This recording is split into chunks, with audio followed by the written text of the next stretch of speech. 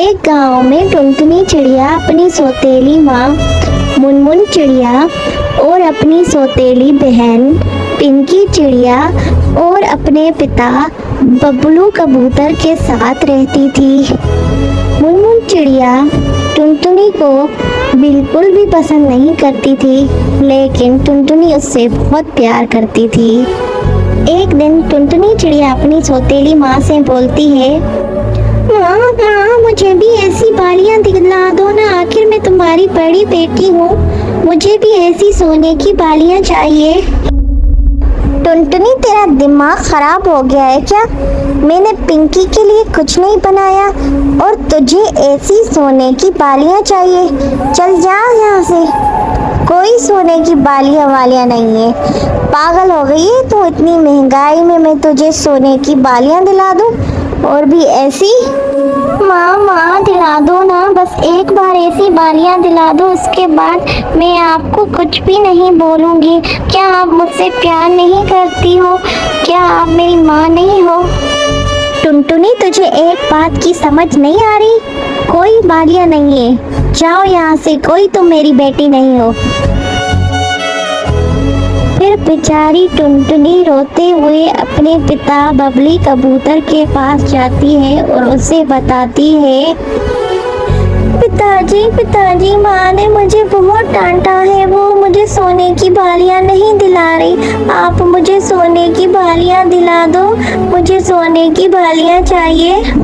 क्या? सोने की बालियाँ? नहीं नहीं बेटा, सोने की बालियाँ मैं तुम्हें नहीं दिला सकता।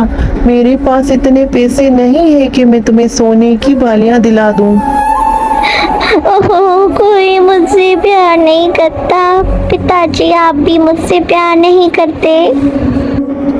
अरे नहीं बेटा, ऐसी कोई बात नहीं, तू तो मेरी प्यारी बेटी है। अच्छा चल, जब मैं कल काम से वापस आऊंगा ना, तुम मेरे साथ गोल्ड की दुकान पे चलना और अपनी मर्जी का कुछ ले लेना।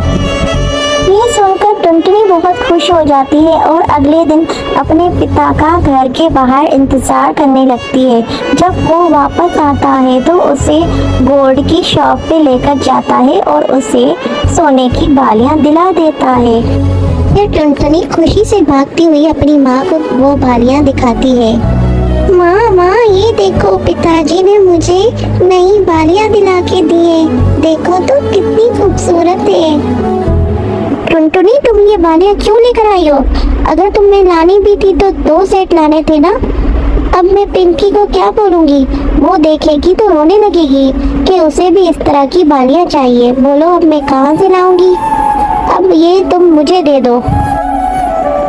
माँ तुम इस बात की बिल्कुल चिंता मत करो, मैं पिंकी को कुछ भी नहीं बताऊंगी, उसको पता ही नहीं चलेगा तो वो रोएगी ही नहीं। मैं कुछ नहीं सुनना चाहती, बस मैं ये बालियाँ अपनी बेटी पिंकी के लिए रखूंगी, वरना वो रोएगी। माँ तुझे तो बस बहाना चाहिए, पिंकी भला कैसे रोएगी? उसने तो ये बालियाँ देखी भी नहीं है, तुम बस ये बालियाँ मुझसे छीनना चाहती हो। ज्यादा जबान मत लड़ा मुझसे, चल भाग यहाँ से। बेचारी टुनटुनी अपने पिता के पास आती है और उसे बोलती है, पिताजी माँ ने मुझसे वो बालियाँ छीन ली है, मुझे दूसरी बालियाँ दिला के दो, मुझे दूसरी बालियाँ चाहिए। क्या? दूसरी बालियाँ? नहीं नहीं बेटा, ऐसा नहीं हो सकता। हम इतने भी अमीर नहीं है कि मैं रोज रोज गोल्ड ले सकूं। हमारी इतनी औकात नहीं है। दूसरी बालियाँ तो तुम्हें अगले महीने ही मिल सकती है, इस महीने तो बिल्कुल भी मुमकिन नहीं है। तुम समझो बेटा मेरी बात को, ऐसा नहीं होता। मुझे पता था आप मुझे दूसरी बालियाँ नहीं दिला के देंगे, मुझे कोई प्यार नहीं करता। ये कहकर टुनटुनी जंगल की तरफ चली जाती है और वहाँ पे एक पेड़ के नीचे बैठ के रोने लगती है। तभी एक पेड़ उससे बात करने लगता है। अरे बेटा क्यों रो रही हो? ये क्या, आप तो बात कर रहे हो, लेकिन आप तो एक पेड़ हो ना। हाँ बेटा, मैं एक पेड़ ही हूँ, लेकिन मैं कोई आम पेड़ नहीं। मैं एक जादुई पेड़ हूँ। मेरे पास बहुत सारी शक्तियाँ हैं। मुझे ये बताओ, तुम क्यों बैठ के रो रही हो? ऐसा क्या हुआ है जो तुम रो रही हो? आज मैंने जिद करके अपने पिताजी से सोने की बालियां मंगवाई और मेरी माँ ने वो मुझसे छीन कर अपनी बेटी को दे दी। वो मेरी सौतेली माँ है। वो मुझे बिल्कुल भी प्यार नहीं करती, लेकिन मैं उससे बहुत प्यार करती हूँ। अगर मेरी असली माँ जिंदा होती तो वो मुझे ज़रूर दिला देती। मैंने पिताजी से भी कहा कि मुझे सोने की बालियां दिला दे, लेकिन उन्होंने मना कर दिया। कोई बात नहीं बेटा, मेरे पास बहुत सोना है। मैं तुम्हें सोने की बालियां दे देता हूँ। आप देंगे सोने की बालियां? ये आप कैसी बातें कर रहे हैं? आप तो एक जादुई पेड़ है ना। हाँ, मैं एक जादुई पेड़ हूँ, लेकिन मेरे पास बहुत सारा सोना है और वो सोना मैं जिससे चाहूँ उसे दिखा सकता हूँ और कोई वो सोना नहीं देख सकता। ये लो। पेड़ टुनटुनी को सोने की बालियां दे देता है और टुनटुनी जल्दी से उसे पहन लेती है। लेकिन बेटा, तुम मुझसे एक वादा करो, तुम ये बात किसी को नहीं बताओगी। मैं वादा करती हूँ। तुम हमेशा मेरी दोस्त रहोगी और मेरी बातें किसी को नहीं बताओगी, चाहे वो तुम्हारी सौतेली माँ क्यों ना हो। ठीक है जादुई पेड़, तुम चिंता मत करो। तुम हमेशा मेरे दोस्त रहोगी और मैं किसी को कुछ नहीं बताऊंगी।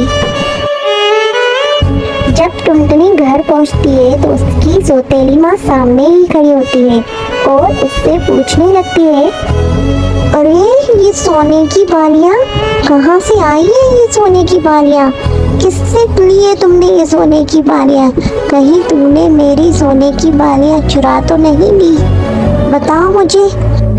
नहीं माँ, मैंने तुम्हारी कोई सोने की बालियां नहीं चुराई है। मैं नहीं बताऊंगी कि ये बालियां कहाँ से आई है। टुनटुनी, मुझे गुस्सा मत दिला, सीधी तरह से बता दो ये बालियां तुम कहाँ से लाई हो। मैं नहीं बताऊंगी। अच्छा, अभी तुझे मजा चखाती हूँ। फिर टुनटुनी की सौतेली माँ उसे बहुत पीटने लगती है और ये सब कुछ बंटी कबूतर देख लेता है। तुम्हारी हिम्मत कैसे हुई मेरी बेटी पे हाथ उठाने की?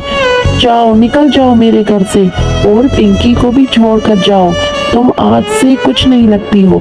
तुम ऐसी माँ हो, मैं इसलिए लाया था तुम्हें यहाँ पे, तुम मेरी बेटी पे जुल्म करो। वो बेचारी हमेशा मुझे बोलती रहती थी, लेकिन मैंने ही उस पे विश्वास नहीं किया।